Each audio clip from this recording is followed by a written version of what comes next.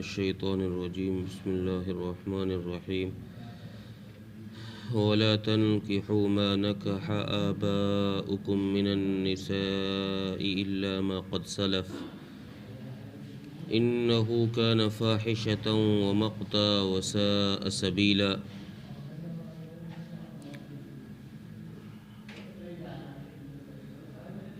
پچھلی آیتوں میں بھی زمانہ جاہلیت کی بری رسموں کا سد باب قرآن کریم نے کیا، اور اس آیت میں بھی ایک برائی کا خاتمہ قرآن نے کیا ہے۔ چونکہ اسلام کے نہ ہونے کی وجہ سے لوگوں میں زندگی کے جینے کا سلیقہ ہی نہیں تھا، نہ تو یہ پتہ تھا کیا کھانا ہے، کیا پہننا ہے، اور نہ ہی اس چیز کا علم تھا کہ کس سے نکاح کرنا چاہیے، کس کو چھوڑنا چاہیے،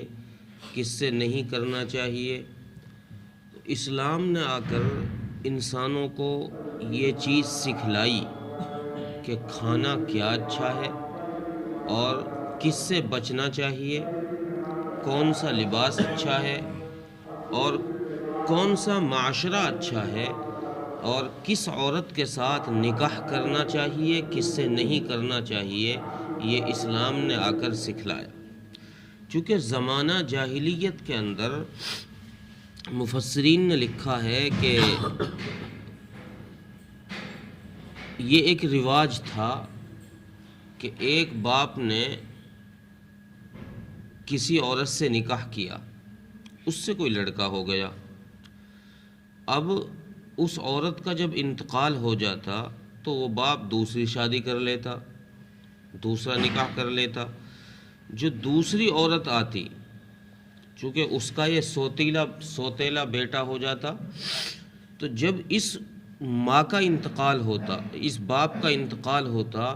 تو یہی سوتیلا بیٹا اس ماں سے نکاح کر لیتا۔ یہ ایک رسم تھی، اور اس بیٹے کو یہ اجازت تھی کہ یہ چاہے جس سے اپنی ماں کا نکاح کرا دے۔ گویا یہ باپ کے مرنے کے بعد اس کی ماں ہے ہی نہیں، یہ اس کی ملکیت سمجھ لیجئے، کچھ بھی اس کو سمجھ لیجئے۔ اس لڑکے کا اختیار تھا کہ یہ چاہے تو اس سے خود نکاح کر لے، چاہے اس کسی اور سے نکاح کرا کے اس سے کچھ مال لے لے، یا کچھ بھی اس کا یہ کر دے۔ حالانکہ یہ ایک بری عادت تھی جو اب تک بیٹا کہتا ہو، ماں جس کو اب تک بیٹا کہتا ہوئی آ رہی تھی کہ یہ میرا بیٹا ہے، وہ بھی اس کو ماں کہتا ہوا آ رہا تھا جب تک باپ زندہ تھا۔ باپ کے انتقال کے بعد فوراً رویہ اختیار ہو گیا کہ جس کو ماں کہہ رہے ہو تم اسی سے نکاح کر رہے ہو۔ تو قرآن کریم نے اس بری چلن کا سد باب کیا ہے، اس کا دروازہ بند کیا ہے، اور فرمایا کہ تم کو یہ حلال نہیں ہے کہ جن عورتوں سے تمہارے باپ نے نکاح کر لیا ہے، آباؤکم، تمہارے باپوں نے جن عورتوں سے نکاح کر لیا ہے، ان سے تمہارے لیے نکاح کرنا کسی طریقے پر جائز نہیں، تم ان سے نکاح کر ہی نہیں سکتے۔ مفسرین نے لکھا ہے کہ جس عورت سے باپ نے نکاح کر لیا، خواہ جماع ہوا ہو یا نہ ہوا ہو، صرف نکاح کی بنیاد پر اس عورت سے بیٹے کا، اس باپ کی اولاد کا نکاح جائز نہیں ہے کہ وہ اس عورت کے ساتھ نکاح کر لے۔ اور مفسرین نے تو بعض مفسرین نے لکھا ہے کہ اگر کسی مرد نے کسی عورت پر شہوت کی نگاہ سے دیکھ بھی لیا تو اس عورت سے بھی اس کی اولاد کا نکاح جائز نہیں ہے۔ نکاح نہیں کیا، صرف شہوت کی نگاہ سے دیکھا، تو اس عورت سے بھی اس کی اولاد کا نکاح نہیں ہو سکتا۔ امام مالک رحمۃ اللہ علیہ کا مسلک یہ ہے۔ اسی طریقے سے وہ عورتیں جو مزنیاں ہیں، یعنی جن سے باپ نے زنا کیا ہے، نکاح نہیں کیا، زنا کیا ہے، تو اب وہ عورتیں بھی اس کی اولاد پر حرام ہیں، ان سے نکاح نہیں کیا جا سکتا۔ رسول اکرم صلی اللہ علیہ وسلم کے زمانے میں حضرت براء بن عازب رضی اللہ عنہ کی ایک روایت ہے، فرماتے ہیں کہ میرے ماموں ایک دن میں نے دیکھا کہ وہ جھنڈا لیے ہوئے ہماری طرف سے گزر رہے، جدھر کو حضرت براء بن عازب رضی اللہ عنہ کا رہنا سہنا تھا، گھر تھا، ادھر سے گزر رہے تھے ان کے ماموں۔ تو حضرت براء بن عازب رضی اللہ عنہ فرمایا کہ ماموں آج کہاں جا رہے ہو؟ فرماتے ہیں کہ میرے ماموں نے جواب دیا کہ مجھے رسول اکرم صلی اللہ علیہ وسلم نے فلاں شخص کی گردن لانے کے لیے بولا ہے۔ کیوں؟ کہ اس نے اپنے باپ کی منکوحہ سے نکاح کر لیا ہے، یعنی وہ اس کا سوتیلا بیٹا تھا اور اس کا باپ مرا تو اس کی جو نکاح میں دوسری ماں تھی اس سے اس نے نکاح کر لیا، تو مجھے رسول اکرم صلی اللہ علیہ وسلم نے اس کی گردن لانے کے لیے کہا ہے، میں اس کی گردن لینے کے لیے جا رہا ہوں۔ ایک روایت میں ہے کہ مجھے رسول اللہ صلی اللہ علیہ وسلم نے اس کا سر قلم کرنے کے لیے اور اس کا مال ضبط کرنے کے لیے بولا ہے، میں اس کے لیے جا رہا ہوں۔ اس روایت میں لفظ ہیں چچا کے، پہلی روایت میں ماموں کے لفظ ہیں کہ حضرت براء بن عازب کے ماموں کو یہ حکم دیا، اور دوسری روایت میں کہ ان کے چچا کو یہ حکم دیا کہ وہ اس طریقے پر اس شخص کا سر قلم کر دیں،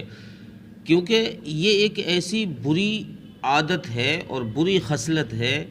اور اللہ نے فرمایا کہ جو ہو چکا پہلے، اسلام سے پہلے جو ہو چکا، تمہارے باپ نے، داداؤں نے یا تمہارے پہلے لوگوں نے جو نکاح کر لیے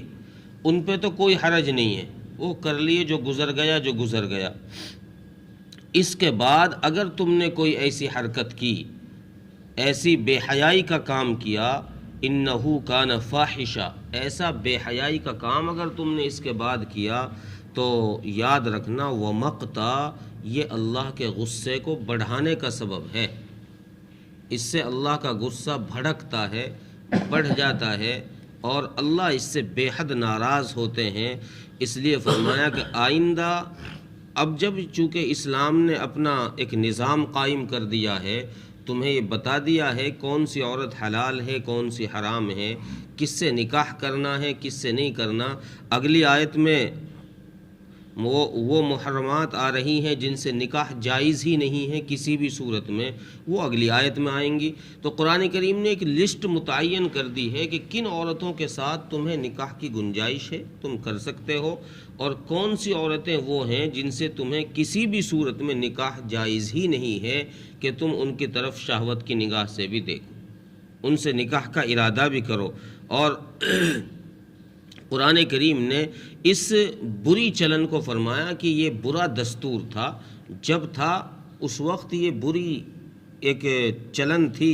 قرآن نے آ کر اس بری چلن کو ختم کیا ہے، اس برے دستور کو ختم کیا ہے، اور ایک پاک اور صاف نظام قائم کیا ہے، ستھرا نظام قائم کیا ہے، اور یہ آ کر بتایا ہے کہ کون سی عورتیں حلال ہیں اور کون سی عورتیں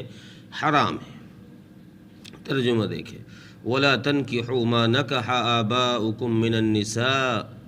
إِلَّا مَا قَدْ سَلَفَ، اور نہ نکاح کرو تم ان عورتوں سے جن سے تمہارے باپوں نے نکاح کیا ہے،